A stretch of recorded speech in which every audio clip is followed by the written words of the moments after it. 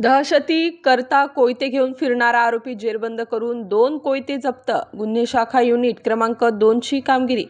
गुन्हे शाखा युनिट क्रमांक 2 कडील अधिकारी व अंमलदार असे परिमंडळ 2 हद्दीतील विहितगाव भागात प्रतिबंधात्मक गस्त करीत असताना गुन्हे शाखा युनिट 2 कडील सहाय्यक पोलीस उपनिरीक्षक प्रेमचंद गांगुर्डे यांना गोपनीय बातमी मिळाली की विहितगाव नाशिक रोड येथील श्री अण्णा गणपती मंदिराजवळ असलेल्या वालदेवी नदीवरील पुलाजवळ आरोपी त्याच्या हातात कोयता घेऊन जाणारे येणारे लोकांना कोयत्याचा धाक दाखवून दहशत माजवत आहेत अशी बातमी मिळाली। सदरची बातमी सहाय्यक पोलीस निरीक्षक हेमंत तोडकर प्रभारी अधिकारी गुन्हे शाखा युनिट 2 नाशिक शहर यांना देऊन त्यांनी मार्गदर्शन करून सहाय्यक पोलीस उपनिरीक्षक शंकर काळे, विलास गांगुर्डे, प्रेमचंद गांगुर्डे, पोलीस हवालदार नितीन फुलमाळी अशांनी वालदेवी नदीवरील पुलाजवळ विहितगाव नाशिक येथे सापळा लावून मिळालेल्या बातमीप्रमाणे खात्री केली असता सदर ठिकाणी एक इसम त्याचे हातात धारदार कोयता घेऊन फिरताना दिसून आल्याने वर नमूद स्टाफने त्यास जागीच पकडले। त्यास त्याचे नावगाव विचारता त्याने त्याचे नाव सौरभ उर्फ बाबू रवींद्र बहोत वय 19 वर्ष असे सांगितले।